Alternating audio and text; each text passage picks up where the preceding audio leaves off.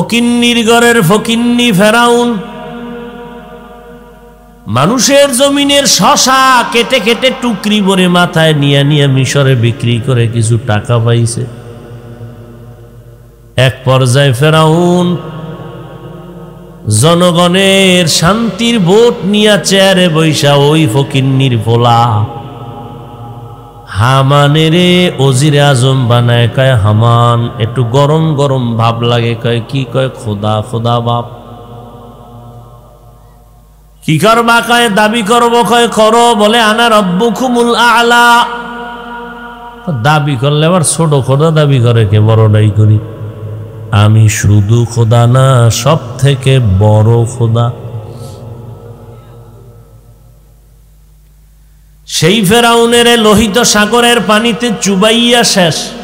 কত বড় চালাক, কত বড় বাহাদুর, কত বড় পণ্ডিত ওই নমরুদ, ওই কারুন, ওই ফেরাউন।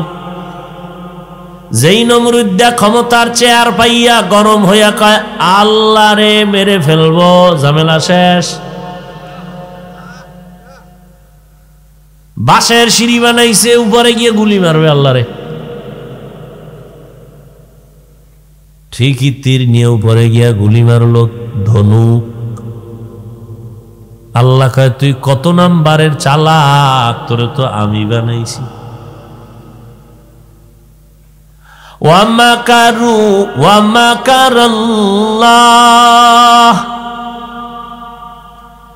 ওয়ামাকারু ওয়ামাকারাল্লাহ আল্লাহু খায়রুল মাকিরিন।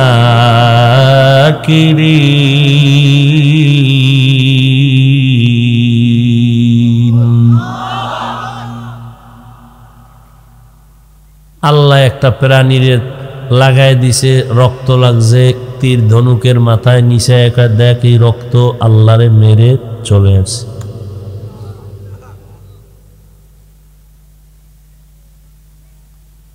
সেই বেঈমানের আল্লাহ ধ্বংস করার জন্য একজন ফেরেশতাও পাঠান নাই। একটা অসুস্থ মশা নমরুদের জীবনকে নাশ করে দিল, সাথে জুতা মোবারক। ওই জুতাও এখনো আছে, ওই মশাও এখনো আছে, ওই আল্লাহও এখনো আছে না নাই? কুয়াশার ভেতরে কিচ্ছু দেখা যায় না, অন্ধকার। হঠাৎ দেখা যায় আগুন জ্বলে, বারবার আগুনের পাওয়ার কমে আর একটু বাড়ে। কিও আগুন কেন, কয় পেছনে একটা টাটকা আহাম্মক দাঁড়ানো। আগুনের পেছনে কে দাঁড়ানো? আহাম্মক, চূড়ান্ত গাদ্দার পেছনে দাঁড়ানো। ও দাঁড়ায় দাঁড়ায় মোমবাতিটারে টানতেছে।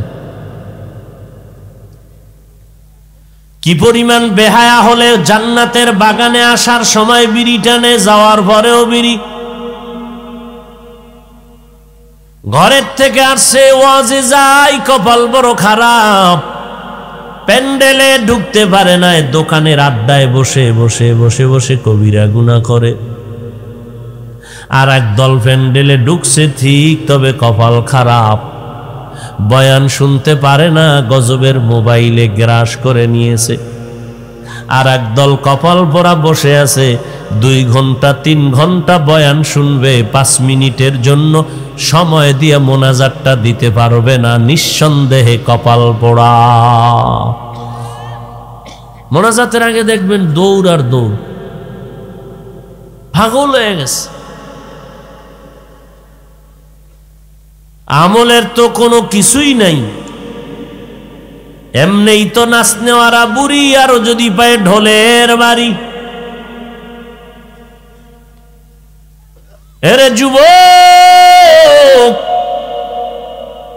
পর্দার আড়ালের আম্মা জানেরা, বোনেরা, ও বৃদ্ধ বাবাজি, আল্লাহ দয়া করে কোরআনের বাগানে নিয়ে আসছে, তুমি বাহাদুরি করে কেউ আসতে পারো নাই।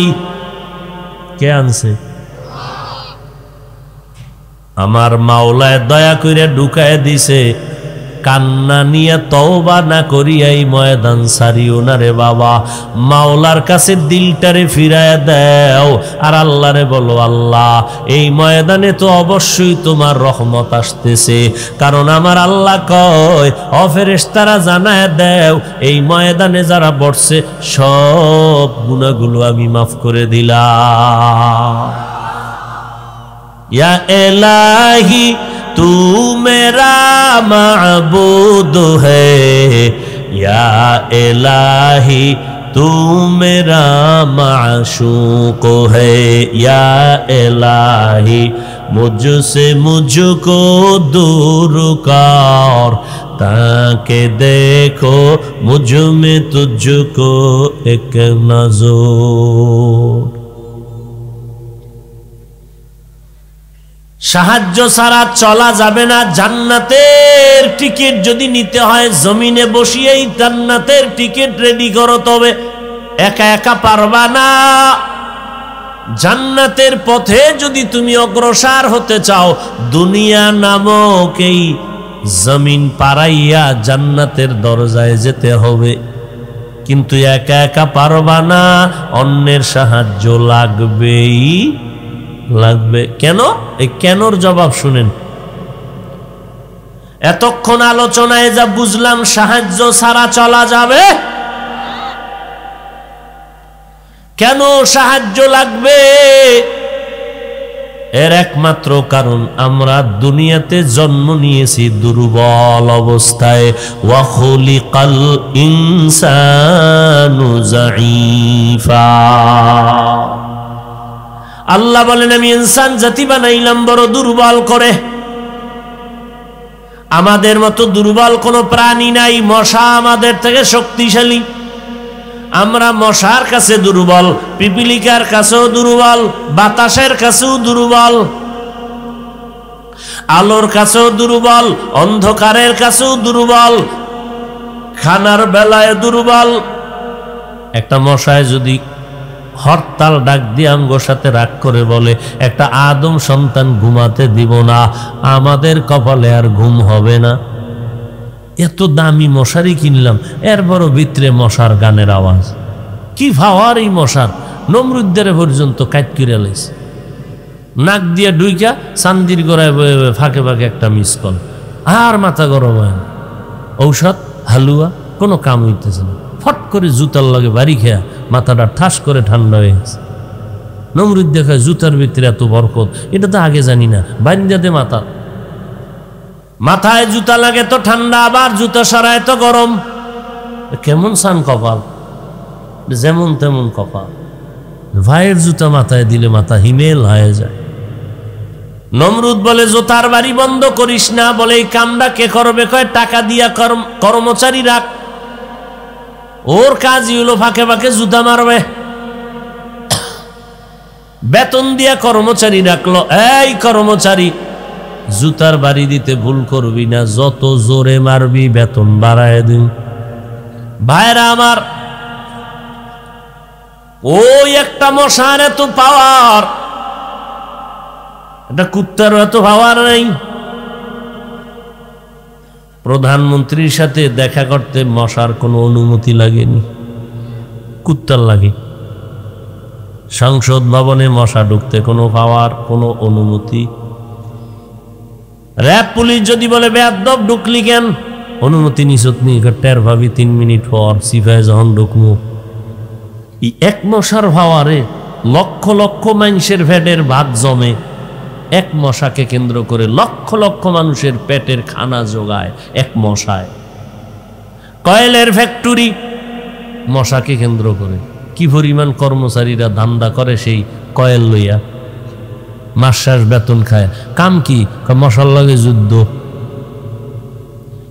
স্প্রে কোম্পানিতে কাজ করে, মশারে থামাইতে না। আরে বাপরে বাপ, এটা কামান বিমান কোনোটাই না। এরপরে বানাইছে যে কি, আরে কারেন্টের ব্যাট, কোনো কামই হয়। এই ব্যাট দিয়ে ঘুরাইতেছে, এর মধ্যে একটা দিয়ে দৌড়, জাগাত ফিলে গেছে, সাদা চামড়া লাল বানাইলেছে। মানে ইঞ্জেকশনটা দিতে দেরি, রক্ত নিতে দেরি না। এ মশা কানের সামনে ঘুরে, নাকের সামনে ঘুরে। কোন সময় আমি যখন অচেতন, নমরুদ্দের নাক দিয়ে ঢুকছিল মশা, আমগো নাক দিয়ে ইচ্ছা করলে পারে না। এবার খুঁজো তো কে ফিরেছে ওরে। কাদের কুদরত দারি বর কামাল, আন্তা রব্বি আন্তা হাসবি যুল জালাল, তুহি কাদের জলিলুল্লাহ জাহাদার, বহর হালে তুহি মেরা নেগাহদার। আমরা খানার বেলায় দুর্বল। ঢাকা চিড়িয়াখানায় লেখা আছে একটা বাঘের দৈনিক খানা 17 কেজি গোশত। আপনার এদের কোন থানা আসেনি? ফুলবাড়িয়ার কোন খাদক 17 কেজি মারবে 3 বেলায়? না থাকলে কি হইব, ধাক্কা ধাক্কি মোটামুটি চলতে থাকে অল টাইম। ডাক্তার কইছে মিষ্টি খাবি না মরবি। হে যখন আওয়াজ পাইছে আজকে সবে বরাত জেলাফি দিবে, দিছে দৌড়। মিষ্টি খাওয়া নিষেধ, কিন্তু হ্যাঁ নগি হাজির হয়ে গেছে। আল্লাহর কারিশমা, হে 1 প্যাকেট পাইয়া খুশি না, আরো 1 প্যাকেটের জন্য হাত বাড়াইছে। আর একজনে পেছন দিক দিয়ে তাকায় দেখে ও 2টা টানে, আমি একটাও পাই না। আর বগলের ডালে টান দিছে। ওর বগলেরটা ঠিক রাখতে যাইয়া ধুম 1 কিলে স্টার্ট হয়ে গেছে। ওইটা পাড়ার তলে ভুইরা ভর্তা, আর ওদিক দিয়া ভাগবক করে সব মসজিদ থেকে গেছি গিয়ারা। আর এই 2টা এখনো কিলাকি মিষ্টি তো পাইলই না। মসজিদ থেকে বাইরে আসমানে তাকায় কাল্লা, গজব দিলে দিও, কিন্তু এই মসজিদে আর আইল না। জেলাপি পাইলাম না কেন? এরকম নাই মানুষ? জুমার নামাজের সালামটা ফিরাইলে দৌড়। এরা জমেও দৌড়ে রাখতে পারে না, সুন্নত টুন্নত লাগে না। এমন জোরে দৌড় দিছে, বাসায় গিয়ে দেয় আরেকজন আর জুতা নিয়ে আসে। ধরা খাইলে তোমার টেস্ট করছে, বাঙালি তো, ধরা না খাইলে জুতা গেছি। এই হলো আমাদের নামাজের হালাত। একটা বাঘের খানা 17 কেজি গোশত। কোহে কাপ, একটা পর্বতমালায় একটা প্রাণী থাকতো সিমর, যেই প্রাণীটার দৈনিক খানা 40টা মোটা তাজা হাতি। বড় বড় সমুদ্রে বড় বড় নীল তিমি আছে, তিমি মাছ নীল। একটা তিমি মাছের দৈনিক খানা 1000 কেজি চিংড়ি মাছ। এরকম তিমি আছে কত। গর্তের পিপিলিকারে আল্লাহ খাওয়ায়, মশারে খাওয়ায়। অথচ আশরাফুল মাখলুকাত মানুষ কেন না খাইয়া কষ্ট পাও? জঙ্গলের একটা প্রাণীও না খাইয়া মরে না, সমুদ্রের কোনো মাছ না খাইয়া মরে না, আকাশের উড়ন্ত পাখিরাও না খাইয়া মরে না। মানুষ দামি মানুষ হইয়া কেন না খাইয়া কষ্ট পাও? এর একমাত্র কারণ মানুষ বড় নিমক হারা। আল্লাহর দেয়া পানি, আল্লাহর দেয়া বাতাস, আল্লাহর দেয়া চন্দ্রের আলো, সূর্যের আলো সব খাইয়া আল্লাহরে গালি দেয়। নামাজ নিজেও পড়ে না, যারা পড়ে তাদেরও পছন্দ করে না। নিজেও পাগড়ি পরে না, যারা পড়ে তাদেরও পছন্দ করে না। নিজেও জিকির করে না, যারা জিকির করে তাদেরও পছন্দ করে না। নিজেও হালাল খায় না, যারা হালাল খাবে তাদেরও পছন্দ করে না। নিজেও দাড়িটা লম্বা করে না, যারা দাড়ি লম্বা করে এদেরকেও পছন্দ করে না। এই রকম নিমক হারাম এই জমিনে আছে না নাই? जिंदगी में बंदगी तू करना है, जिंदगी में बंदगी तू करना है,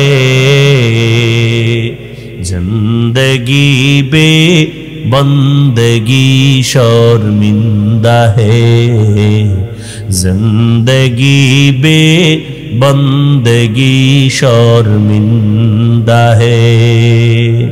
এই সাউন্ড কমে গেলে ঘুমায় ঘুমায়, মরণটা হে নাই নি উঠলো।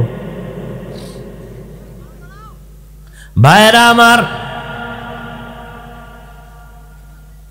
আল্লাহ বলেন সাহায্য ছাড়া চলতে পারবা না। তার একটা কারণ, তুমি জন্মগতভাবে দুর্বল। মেধার দিক থেকেও আমরা দুর্বল, খানার বেলায় দুর্বল, পাওয়ারের বেলায় দুর্বল, হাঁটার বেলায় দুর্বল, ঘুমের বেলায় আমরা দুর্বল, শক্তির বেলায় আমরা দুর্বল। ধর্মীয় লাইনে আমাদের মেধা কম, দুনিয়ার লাইনেও মেধা কম। 5টা MBBS ডাক্তার সার্টিফিকেট টাইট, এরপরও এক ডাক্তার আর একজন ডাক্তারের কাছে দুর্বল। ডাক্তার সাহেব, আমার ফ্যাটের বিষ একটু সমাধান করেন। আমি তো ফ্যাটের ডাক্তার না, MBBS ঠিক, তবে আমি নাক কান গলা নিয়ে গবেষণা করেছি, ওই বিষয়ে আমি দুর্বল। আবার নাক কান গলার কাছে গিয়া যদি বলো ডাক্তার ফ্যাটটারে ঠিক করো, এই বিষয়ে আমি দুর্বল। আমরা কোরআনের বয়ান করি, কিন্তু মুফতি সাহেবের কাছে আমি বক্তা দুর্বল, মুফতি সাহেব বক্তার কাছে দুর্বল। এইভাবে একে অন্যের কাছে দুর্বল বানায় দিছেন আল্লাহ। এভাবে ব্যালেন্স করে গোটা দুনিয়াটারে সামাজিক একটা রূপ দান করেছেন। একে অন্যের কাছে দুর্বল বানায় দিছে। আমার ডাকে হাজার হাজার মানুষ ময়দানে বসে গেল, কিন্তু এই পাওয়ার আমার ধান খেতে চলবে না। আমি যদি পাওয়ার দিয়ে বলি চাল দিয়ে যা, ডাল দিয়ে যা, বিনা টাকায় জীবনে ঘরে খানা হবে না। আমার গরিব চালওয়ালা ধানওয়ালার কাছে গিয়া মাথা নত করতে হবে। আল্লাহ কয়, তুই চেয়ারে বৈশা যেই পরিমাণ গরম হইছো, মাছওয়ালার কাছে গিয়া ওই পরিমাণ নত হইয়া নিজের অহংকারকে জবাই করে দিয়া দে।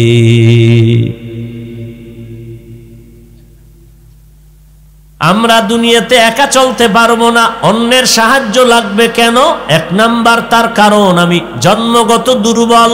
নাম্বার 2, যেই দুনিয়াতে থাইকা আমি নেক আমল করব, জান্নাতের পথে আগাবো, ওই দুনিয়া নামক গ্রহটাও দুর্বল। এ জমিনটা বড় নাপাক, যেদিকে চোখ খুলি সেদিকেই নাপাক। দুনিয়ার পরিবেশটা বড় নাপাক। মুসল্লি মসজিদে ঢুকছে ঠিক, তবে মদিনার সাথে কালেকশন নাই। বেঈমানের পা চাটা গোলাম হইয়া চুলগুলো কাটিয়া ইন্দুর আর বান্দর হয়ে গেছে। আল্লাহর ঘরে নামাজ পড়তে গিয়াও বান্দা আল্লাহরে চিনে না, নামাজের ভিতরেও দুনিয়া দুনিয়া জিকির আর ফিকির। তাহলে দুনিয়ার পরিবেশটা বড় নাপাক। এই ক্ষেত্রেও তো আমি দুর্বল, নেক আমল কেমনে করি? 3 নাম্বার কারণ হলো আমার পেছনে তোমার পেছনে 3 শয়তান ধাক্কাইতেছে, জাহান্নামে ঢুকাইয়াই ছাড়বে। 1 শয়তান বডির ভেতরেই আছে, শরীরের মধ্যে, নফস শয়তান। ইন্নান নাফসা লাআম্মারাতুম বিসু ইল্লা মা রাহিমা রাব্বি ইন্না রাব্বি গফুরুর রহিম। আর 1 শয়তান ভ্যান্ডেলের বাইরে, ও ভিতরে ঢুকতে ভয় পায়। আজান শুনলেই শয়তান পালায়, জিকিরের আওয়াজ পেলে পালায় যায়, কোরআনের আওয়াজ পেলে পালায় যায়। ওই শয়তানের নাম হলো জিন শয়তান বা ইবলিশ শয়তান। আর 1 শয়তান তোমার আমার সাথে চলাফেরা করে, বাথরুমে যায়, খানা খায়, ঘুমায়। ওই শয়তানের নাম হলো মানুষ রূপী শয়তান। এই 3টা শয়তান তোমারে আমারে ধাক্কা দিয়ে চায় জাহান্নামে নিয়ে যাবে। অল টাইম চায় আমার আমলটা কেমনে নষ্ট করবে, জান্নাতে যেন ঢুকতে না পারি, প্রচেষ্টা করে, অপচেষ্টা করে।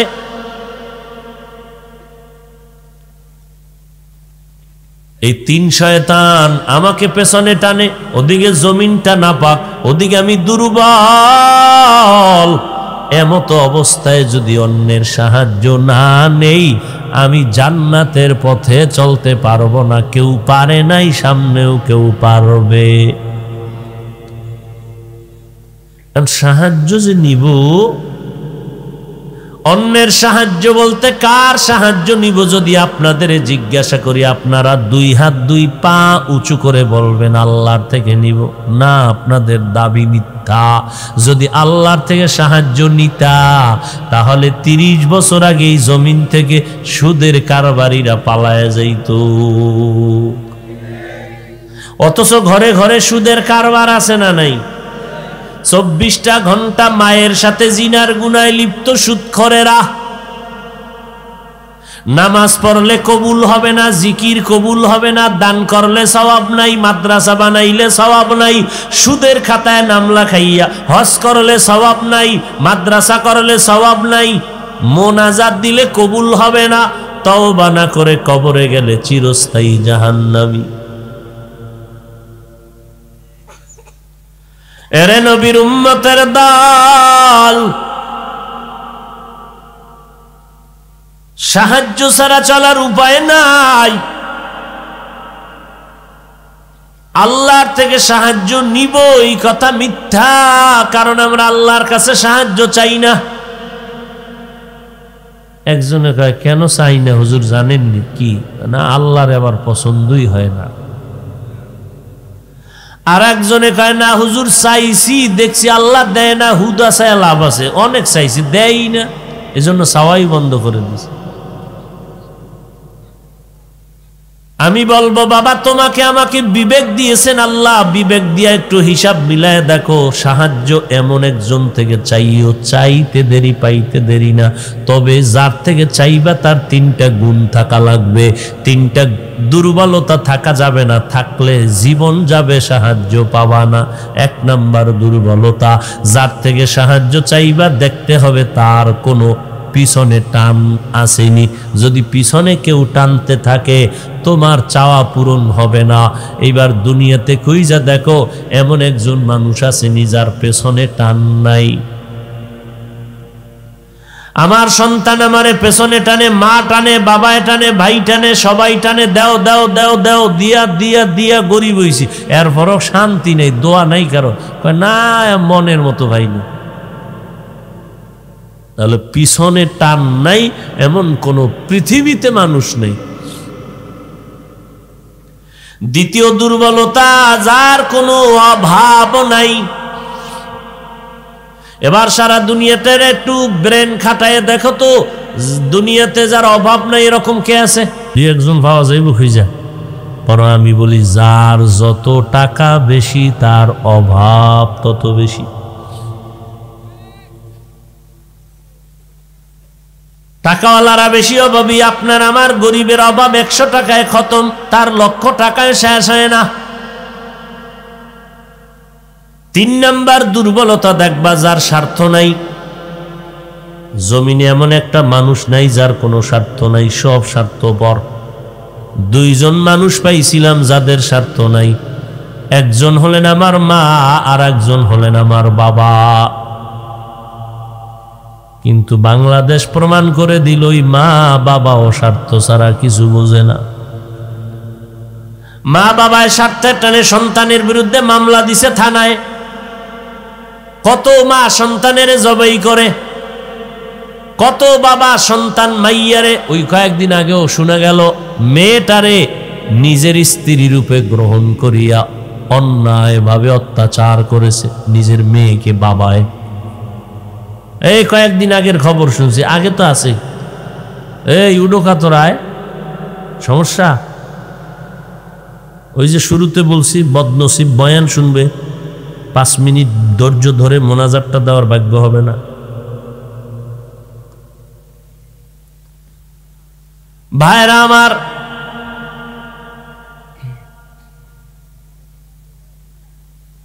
তাহলে স্বার্থ ছাড়া দুনিয়াতে কেউ নেই, সব স্বার্থপর। আমি হুজুরও স্বার্থ, আপনিও স্বার্থপর। কি মাঝে মাঝে বলি, পিসাবের মুরিদ, তাবলিগওয়ালা, ভিআইপি প্যাকেজের হাজি, এগো ইমানের পাওয়ার টের পাওয়া যায় মাইয়া ভোলার বিয়ার সময়। জিকিরের পাওয়ার কত, তাবলিগের পাওয়ার কত, হজের পাওয়ার কত, তলে তলে কিচ্ছু চাই না। ওদিকটা যৌতুক ক্লিয়ার হয়ে গেছে। গায়ে হলুদ, ধুমধাম, 5 তলা বিল্ডিং কাঁপতেছে রাত 12টার পর। ইমাম সাহেব কয় কিও হাজি সাহেব, আওয়াজ আসতেছে, ঘুম নষ্ট, কি ব্যাপার? কয় হুজুর আপনি কি দাওয়াত পান নাই? আমার ছাদের ভিতরে গায়ে হলুদের নাচ গান চলে, কামনে কেন নিছে? কয় না, ফোলা পানি কি করে ওটা হইয়া লাভ নাই, আমি তসবি টানতেছি রাস্তায় রাস্তায়। হাজি ভিআইপি প্যাকেজের হাজি, আলহাজ না করলে চান্দি গরম হয়। এবারে টাকা দিয়ে হজ করতে হাজি হবি না মানি? বুঝেন কেমন হজ কবুল হইছে। আর এই মক্কায় যাইয়া বাইতুল্লাহ দেখবে, কানবে, দোয়া কবুল। হ্যাঁ কি হয়েছে, গজব একটা লগে লই গেছে। মানুষের দেখা, এই টের পাইছেন নি আমি হজরে আসদের সিফাই বয়ে দিছি। ও বেহায়া, বেলাজা, নির্লজ্জ, বিনা কারণে ছবি তোলা হারাম। মদিনার নবীর রওজায় গিয়া নবীর হাদিসটা শুনছে, এরপর হেন গিয়াও লাইভ দেখ আমি নবীর লগে কথা বলতেছি। এই হাজি আইয়া দরবেশ হয়ে যাইবে, এত সোজা? ওয়ামান ইউআযযিম শাআইরাল্লাহ ফাইন্নাহা মিন তাকওয়াল কুলুব।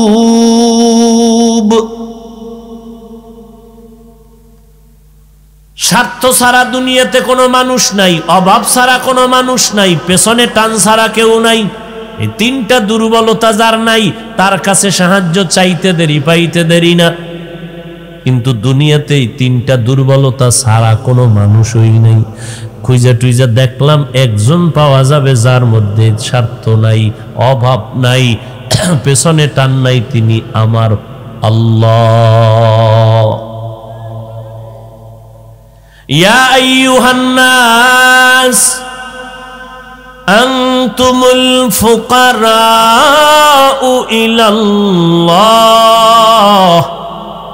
ওয়াল্লাহু হুয়াল গনিয়্যুল হামিদ।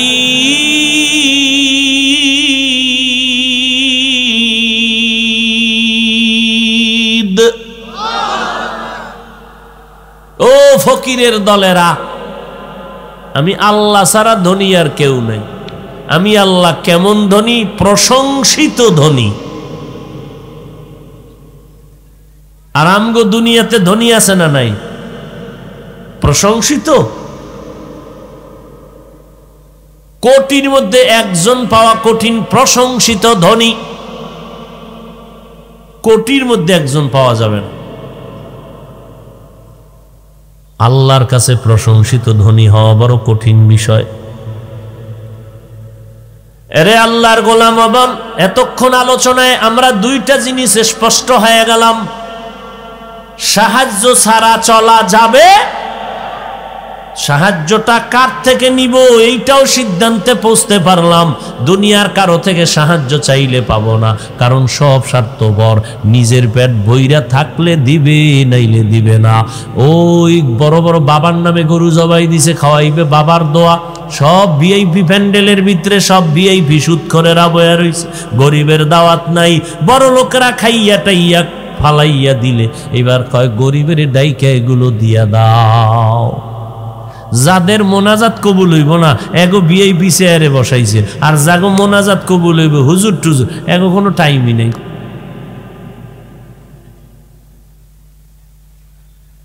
তাহলে সিদ্ধান্তে পৌঁছতে পারলাম তিনটা দুর্বলতা নাই কার? জোরে বলেন। তাহলে এবার সাহায্য চাবো কার কাছে? হ্যাঁ, বাকি আর এক সিদ্ধান্ত রইছে, কেমনে চাবো? চেয়ারম্যান সাহেবের থেকে আমার সাহায্য লাগবে। মাদ্রাসায় 50 বস্তা চাল, চেয়ারম্যানের রাস্তায় ভাইয়া গাটটা ধরে বললাম, চেয়ারম্যান আমারে চিনসনি? হ্যাঁ, 50 বস্তা চাল দিয়ে দাও মাদ্রাসায়। দিব না জুতা মারবো? চেয়ারম্যান থেকে আপনি 50 কেন 100 বস্তা চাউলও আনতে পারবেন, নিয়ম অনুযায়ী অ্যাপ্লিকেশন করেন। আর চেয়ারম্যান তো স্বার্থপর, আল্লাহ স্বার্থপর, তা আল্লাহ দিবে না কেন? আল্লাহ কয় লাইন মতো চা, চাইতে দেরি পাইতে দেরি না। কয় লাইন কি? কয় দুইটা জিনিস অর্জন করে, দুই পদ্ধতি এক জায়গায় করে চাও। এক ধৈর্য, দুই নামাজ। বিসবরি আসসালা, নামাজও নাই, ধৈর্য নাই, সাহায্য কি পাইবা? নামাজও নাই, ধৈর্যও নাই। ইমাম সাহেব কেরাত একটু বড় লইলে টের পাওয়া যায় ধৈর্য কারে কয়। নামাজের ভিতরেই 90-এর উপরে সেন্টিমিটার উঠে গেছে রাত। এই ইমামের পিছনে নামাজ পড়া যাবে না, মুসল্লিদের হালাত বুঝে না। কে কয়? যে সপ্তাহে একদিন এসে হে কয় মুসল্লিদের হালাত বুঝে না। হুজুরে মাসলা জানে না, মুসল্লিদের হালাত দেখে নামাজ পড়া। তুই মুসল্লি নি? মুসল্লির জন্য হালাত ঠিক আছে, যে শুধু জুমা পড়ে সে তো মুসল্লি না, সে তো ধোঁকাবাজ, সে তো নামাজি না। আহা, ধৈর্যের মাধ্যমে, নামাজের মাধ্যমে সাহায্য প্রার্থনা করো। নামাজ, 5 বেলার নামাজ পড়ো, আল্লাহর কাছে সাহায্য চাও। ফজরের নামাজ পড়ি, আল্লাহর কাছে সাহায্য চাও। আল্লাহর কোরআন পড়ো, সূরা ইয়াসিন পড়ো। আবার মাগরিবের নামাজ যদি সময় পাইয়া পড়ো, মাগরিবের পরে সূরা ওয়াকিয়া তেলাওয়াত করো। জোহরের নামাজে সূরা রহমান বা সূরা ফাতাহ তেলাওয়াত করো। আসরের নামাজের পরে সূরা নাবা বা দুখান তেলাওয়াত করো। এশার নামাজের পরে সূরা মুলুক তেলাওয়াত করো। এইভাবে মাওলার কাছে চাইতে থাকো। আমার মাওলা হয়তো কোটিপতির মতো তোমারে রাতারাতি দিবে না, আল্লাহ অল্প দিবে, কিন্তু অল্পের ভেতরে কোটির থেকেও লাভবান বেশি হইবা। আল্লাহর কাছে চাও, নামাজ পড়ো, চোখের পানি ছেড়ে কান্না করো। কই নিজে একটু নামাজ টামাজ জিকিরের ধাক্কা টাক্কা আছে, বউ ভরেনি, খবর আছে? মাইয়া নামাজ পড়েনি, পর্দা করেনি, ছেলে নামাজ পড়েনি, পর্দা করেনি, কোরআন পড়তে জানেনি, ঘরের মধ্যে পর্দা রক্ষা হয়নি। মদিনার নবী বলেন, ঘরের মধ্যে যেই নারীরা মাথায় কাপড় রাখে না, ওই ঘরে রিজিকের বরকত থাকে না। ও তাবলিগওয়ালা ভাই, ও জিকির করনেওয়ালা ভাই, ও হাজি সাহেব, যেই বউ ভাত পাকাইয়া খাওয়ায়, অজু সহকারে রান্না করেনি, জিগায়েন আজকে বাসায় গিয়া।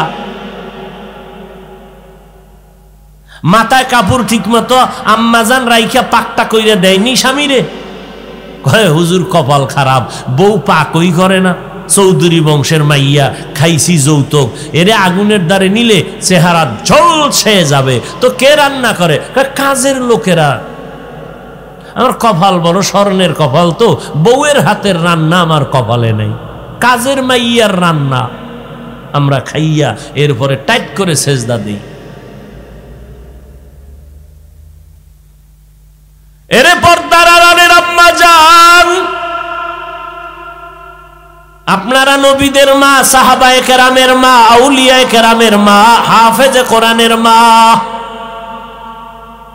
আপনারা আয়েশা রাদিয়াল্লাহু আনহার মতো নারী, ফাতেমা রাদিয়াল্লাহু আনহার মতো নারী, খাদিজা রাদিয়াল্লাহু আনহার মতো নারী। এরে আম্মা জান, মনটা কি চায় না দুনিয়াতে একটা ভালো আদর্শ সন্তানের মা হয়ে কবরে যাবেন? আয়েশা রাদিয়াল্লাহু আনহার মতো একটা গুণে গুণান্বিত হয়ে কবরে যাবেন। ও আম্মা জানেরা, আল্লাহর মোহাব্বত নিয়ে চলবেন, স্বামীর খেদমত করবেন, দুনিয়াতেও সুনাম, আখিরাতেও আপনার জন্য আল্লাহ পাক জান্নাত দিবেন। সন্তানটারে মানুষের মতো মানুষ বানায় যাবেন। সন্তানের ব্যবহারে যেন আলেমরা দোয়া করে, সন্তানের ব্যবহার পাইলে যেন এলাকার মুরব্বীরা দোয়া করে, সন্তানের ব্যবহারে খুশি হইয়া যেন সব বন্ধু বান্ধবরা দোয়া করে। এমন একটা সন্তান যদি রেখে যেতে চান, আপনার সন্তানকে এই রকম আদর্শওয়ালা বানানোর আগে প্রত্যেকটা মাকে আদর্শওয়ালা হতে হবে। এরে আম্মা জান, কয়দিন আর দুনিয়াতে বাঁচবেন জানা নাই, আল্লাহর কাছে এখনো সময় আছে, তওবা করেন, সন্তানটারে মানুষ বানান। ও যুবক বাবারা, স্কুলে পড়ো, কলেজে পড়ো, ভার্সিটিতে পড়ো, আলহামদুলিল্লাহ বাধা নাই, তবে আমার দাবি ওই জায়গায় পড়িয়াও মাওলারে ভুলিও না রে বাবা। 5 বেলার নামাজ পড়ো, নবীর তরিকা অনুযায়ী দাড়িটা লম্বা করো, মা বাবার দোয়া নিয়ে চলো, আলেমদের দোয়া নিয়ে চলো। ও যুবক, তোমার মতো কত যুবক স্কুল কলেজে পড়ে নামাজ ছাড়ে না, এরকম যুবক যুবতী আছে না নাই? তুমি কেন পারবা না রে বাবা? তোমার মতো যুবক র‍্যাব, আর্মি, পুলিশ, বিডিআর এর চাকরি করে নামাজ ছাড়ে না। বলো বাবা তুমি কেন পারবা না? তোমার মতো যুবক রাস্তায় গাড়ি চালায়, নামাজ বাদ দেয় না। বলো বাবা তুমি পারবা না কেন? আমার আল্লাহর কোরআনটা কি মিথ্যা মনে করেছো? ওলামায়ে কেরামদের বয়ানটা কি মিথ্যা মনে করেছো? একজন সাহাবারাও কান্না ছাড়া কবরে যায় নাই, আর তাদের ইলম, আমল, ইখলাসের কোনো অভাব ছিল না। এরপরও জীবনভর কান্না করছেন জান্নাতের টিকিট পাইয়া। সেই তুলনায় তোমার আমার ইলমই তো নাই, আমল তো নাই, ইখলাস তো নাই, তোমার আমার কি পরিমাণ কান্না দরকার? এখনো সময় আছে, তওবা করো আর আল্লাহর কাছে কান্না করো, মা বাবার দোয়া নিয়ে চলো। আজকে কত যুবক নামাজ পড়ে, তওবা করছে, চোখে পানি নিয়ে চলতেছে, মোনাজাতে কাঁদে। তোমার চোখে কেন পানি নাই? গুনার কারণে আল্লাহ বেজার, তোমার মা বাবার অভিশাপ লাগছে রে বাবা। এখনো সময় আছে, তওবা করো, 2 ফোঁটা চোখের পানি ছেড়ে কান্না করে আল্লাহর কাছে মাপ চাও, আর বলো আল্লাহ মরিয়া গেলে যাব, নামাজ ছাড়বো না, বেপরদায় চলবো না, মা বাবারে কষ্ট দিব না, নবীর তরিকার বাইরে চলবো না, দেশ জাতির বিরুদ্ধে ষড়যন্ত্র করব না, নামাজ পড়বো, মা বাবার দোয়া নিয়ে চলবো, ওলামায়ে আহলে হকের পরামর্শ নিয়ে চলবো। ও বাবারা, যদি তওবা নসিব হয়, আল্লাহ হায়াতের মালিক, ইজ্জতের মালিক, সবার কপালে তওবা নসিব হবে না, সবাই জান্নাতও পাবে না। আল্লাহ যাদের কবুল করেন তওবার জন্য, মরিয়া গেল নামাজ ছাড়বা না, যুবকেরা মা বাবারে কষ্ট দিবা না, ওলামায়ে কেরামের বিরোধিতা করবা না। তওবা করার যদি বাবা কারো নিয়ত হয়, মুনাফিকি যদি অন্তরে না থাকে, খাঁটি তওবার নিয়তে 2টো হাত আল্লাহকে দেখায় দাও। আল্লাহ হাতগুলো কবুল করে নেন, তওবা কবুল করে নেন, তওবার উপরে মজবুত হইয়া চলার মতো তৌফিক দান করেন, আমিন। আলহামদুলিল্লাহি রাব্বিল আলামিন, ওয়াসসালাতু ওয়াসসালামু আলা সাইয়্যিদিল আমবিয়াই ওয়াল মুরসালিন ওয়া আলা আলিহি ওয়া আসহাবিহি আজমাইন। ইয়া আরহামার রাহিমিন, ইয়া আরহামার রাহিমিন, ইয়া আরহামার রাহিমিন। রব্বিরহামহুমা কামা রব্বায়ানি সগীরা। আল্লাহুম্মা ইন্না নাউযু বিকা মিনাল বারাসি ওয়াল জুনুনি ওয়াল জুযামি ওয়া সাইয়্যিল আসকাম। আয় আল্লাহ, আমরা গুনার বোঝা মাথায় নিয়ে হাত তুললাম, ওলামায়ে কেরাম, মুরব্বী, হাজী সাহেবরা হাত তুলেছেন, মেহেরবানি করে আপনি আমাদেরকে মাফ করে দেন। আয়োজনকারী, সহযোগিতাকারী, দান সদকাকারীদের কবুল করে নেন, মাদ্রাসা মসজিদ কবুল করে নেন। আয় আল্লাহ, গায়বী খাজানার থেকে সব প্রয়োজনের আয়োজন করে দেন, দিলের নেক আশা পূরণ করে দেন। আয় আল্লাহ, নবীজির সুন্নতলা জিন্দেগি দান করেন, আমার কলিজার যুবকদেরকে দিনের খাদেম বানায় দেন। আয় আল্লাহ, হেদায়েতের নূর দিয়া সিনাটা ভরপুর করে দেন আল্লাহ। আয় আল্লাহ তাআলা, নবীজির সুন্নত মুআফিক চলার তৌফিক দান করেন। ও দয়ার মালিক, এই ময়দানে কাউকে খালি ফিরাইয়েন না, পর্দার আড়ালের মা বোনদের মাফ করে দেন। আয় আল্লাহ, গুনাহের প্রতি ঘৃণা জমায়ে দেন। আয় আল্লাহ, আদবওয়ালা বিনয়ী জিন্দেগি দান করেন। আয় আল্লাহ, আদবওয়ালা বিনয়ী জিন্দেগি দান করেন, মুসিবত থেকে হেফাজত করেন, মাদ্রাসা মসজিদগুলো কবুল করে নেন। আয় আল্লাহ, বাতিলের মোকাবেলায় বিজয় দান করেন, আহলে হকের ব্যানারে আপনি আমাদের বিজয় দান করেন। আয় আল্লাহ, কোরআন ও হাদিসের ইলমের নূর সিনায় দান করেন। আয় আল্লাহ, 5 ওয়াক্ত নামাজ বা জামাত আদায়ের তৌফিক দান করেন। আয় আল্লাহ, সমস্ত মসজিদ মাদ্রাসা কবুল করে নেন, গায়বী খাজানার থেকে সব প্রয়োজন মিটিয়ে দেন। আয় আল্লাহ তাআলা, আমরা যারা হাত তুলেছি জানি না কার মা নাই, কার বাবা নাই, অন্ধকার কবর থেকে দোয়া চায়। আয় আল্লাহ, সবাইকে জান্নাত দান করেন। আয় আল্লাহ, মেহেরবানি করে বাংলাদেশ শান্তির দেশ বানায় দেন। দেশের জন্য, দিনের জন্য যারা জীবন দিল মাফ করে দেন। আয় আল্লাহ তাআলা দিলের নেক আশা পূরণ করে দেন। মোবাইলের গুনাহের থেকে হেফাজত করেন, মোবাইলের গুনাহের থেকে হেফাজত করেন। আয় আল্লাহ নবীজির মোহাব্বতে আমাদের কবুল করে নেন। রব্বুল আলামিন দিলের নেক আশাগুলো পূরণ করে দেন।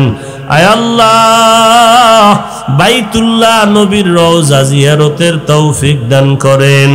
গুনাহের প্রতি ঘৃণা জমায়া দেন। মা বাবা সহ আপনি সবাইকে জান্নাত দান করেন। ইয়া আইয়ুহাল্লাযীনা আমানুস্তাঈনু বিস-সাবরি ওয়াস-সালাহ ইন্নাল্লাহা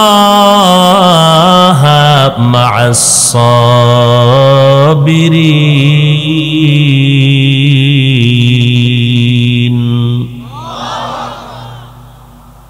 আল্লাহ শুধু মুমিনকে বললেন সাহায্য প্রার্থনা করো, অথচ সাহায্য ছাড়া পৃথিবীর কেউ চলতে পারে না। শুধু মুমিনকে নির্দিষ্ট করলেন কেন? বেঈমানকে বলেন না কেন? এর একমাত্র জবাব, আল্লাহর জান্নাত শুধু মুমিনেরা পাবে, কোনো বেঈমান কখনো জান্নাত পাবে? আর যে মুমিনেরা জান্নাত পাবে এটাও বড় কঠিন হয়ে যাবে। বলে কেমন কঠিন? মদিনার নবী বলেন, আমার আগে একটা দল ছিল বনি ইসরাইল, আল্লাহর অনেক নেয়ামত পেয়েছে। আসমান থেকে আল্লাহ পাক মান্না সালোয়া পাঠাইছেন আর খাইতো।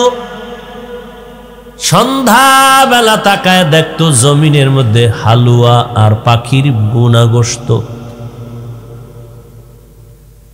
আল্লাহর এত নেয়ামত পাইয়া ওই বনি ইসরাইলের দল, বনি মানি সন্তান, ইসরা মানি বান্দা, ইল মানি আল্লাহ, আল্লাহর বান্দার সন্তান।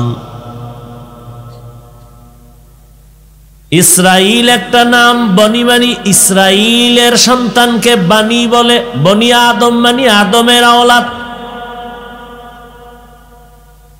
ইব্রাহিম নবীর সন্তান ইসহাক, ইসমাইল। ইসহাক আলাইহিস সালামের এক সন্তানের নাম ইয়াকুব আলাইহিস সালাম। ইয়াকুব নবীর আরেক নাম হলো ইসরাইল। ইয়াকুব নবীর পরবর্তী সব মানুষের বলা হয় বনি ইসরাইল।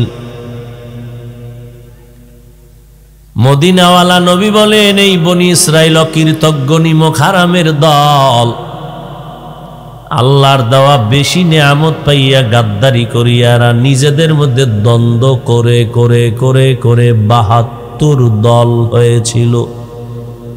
কয় দল?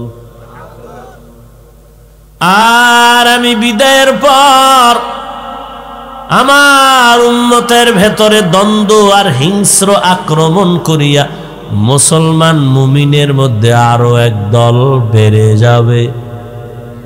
কয় দল হইব? কুল্লুহুম ফিন্নার ইল্লা মিল্লাতান ওয়াহিদা।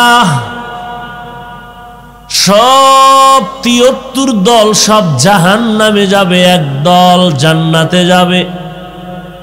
কিলা মান হিয়া ইয়া রাসূলুল্লাহ। সাহাবায়ে কেরামদের কেউ বললেন, পয়গম্বর, যেই মুমিনের দলটা জান্নাতে যাবে তাদের পরিচয় কি? নবী বলেন, দুইটা। মা আনা আলাইহি ওয়া আসহাবি, আমি মুহাম্মদের যারা মানবে আর আমার হাতে গড়া সাহাবায়ে কেরামের যারা মেনে চলবে, এই দুইটা গুণ নিয়ে যারা জীবন চালাবে এই দলটা জান্নাতে যাবে। আর যারা মুহাম্মদকে মানবে, মুহাম্মদের আদর্শ মানবে না, সাহাবায়ে কেরামের মানবে না, এই রকম ৭২ দল মুমিন মুসলমান দাবি করিয়াও জাহান্নামে যাবে।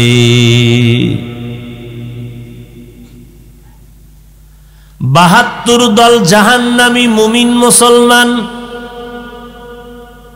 আর এক দল মুমিন হবে জান্নাতি। ওই দলের পরিচয় মানবে না, সাহাবায়ে কেরামদের কেউ মেনে চলবেন।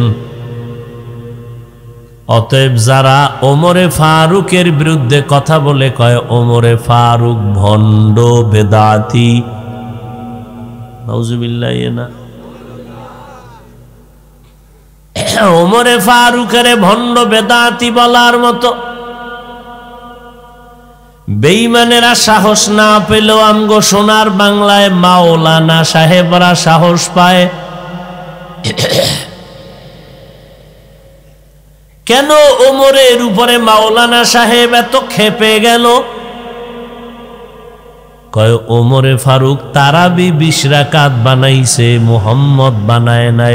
ওমরের ২০ রাকাত তারাবি আমরা পড়তে পারি না, চাই না, এই জন্য ওমরের আমরা মানতেও পারি না, তিনি বেদাতি ভণ্ড।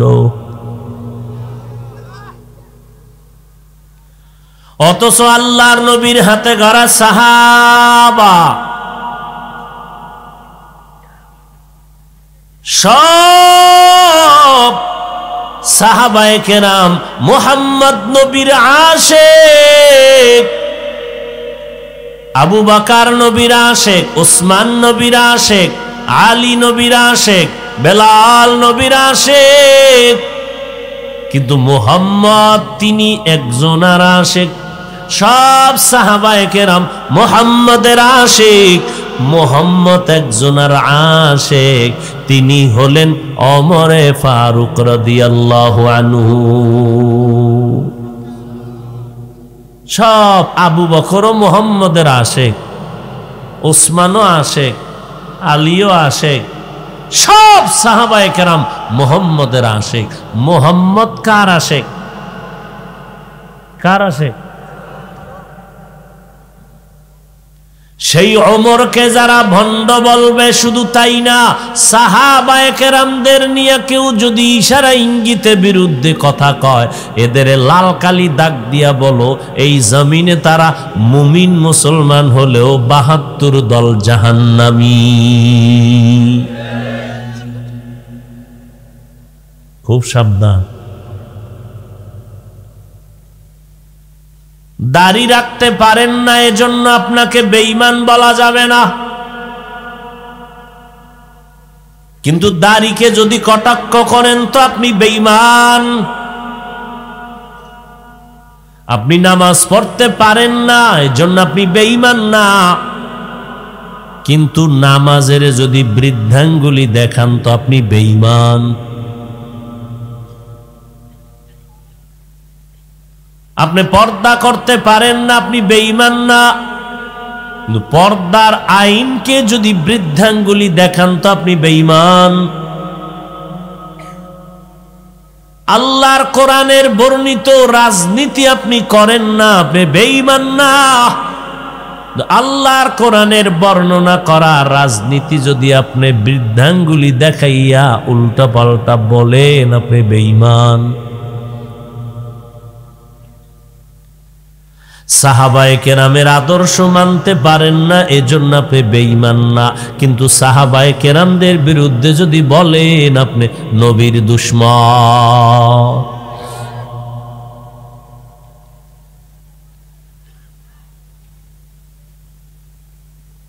আল্লাহর নবী বলেন জান্নাত শুধু মুমিন পাবে, আর কেউ পাবে না। তবে মুমিনের মধ্যে মাত্র এক দল পাবে, ৭২ দলেরা জাহান্নামে যাবে। ঈমান থাকার কারণে ৭২ দলওয়ালারাও জান্নাত পাবে এক সময়, যথেষ্ট পীড়া হওয়ার পরে। ও আল্লাহর আশিক বান্দারা, আল্লাহ বলেন আমি জান্নাত মুমিনের দিব, আর ওই জান্নাতটার টিকিট নিতে হবে দুনিয়াতে বসে। ইন্নাল্লাহা আশতারা মিনাল মুমিনিনা আনফুসাহুম ওয়া আমওয়ালাহুম বিআন্না লাহুমুল জান্নাহ। আমি মুমিনের জান মাল কিনে নিয়েছি, বিনিময়ে মুমিনের জান্নাত দিয়েছি। বেহেশত আজা কে আজারে নবাশত কাছে রাবা কাছে কারে নবাশো। আল্লাহ মুমিনকে সাহায্যের কথা বললেন কেন? জান্নাত পাবে মুমিনেরা, আর ওই জান্নাতের টিকিট এখন থেকেই কমপ্লিট ভাবে আয়ত্ত করতে হবে দুনিয়া নামক গ্রহের ভেতরে। আর দুনিয়া মাজরাতুল আখিরা, দুনিয়া হলো আখিরাতের ফসল কামাই করার স্থান। এই জমিনে থাইকেই তুমি জান্নাতের ফসল আদায় করে নাও, জান্নাতের ফসল কামাই করে নাও। কিন্তু কঠিন, জান্নাতের ফসল যদি দুনিয়া নামক গ্রহের মধ্যে কামাই করতে চাও, অন্যের সাহায্য ছাড়া তুমি পারবা না।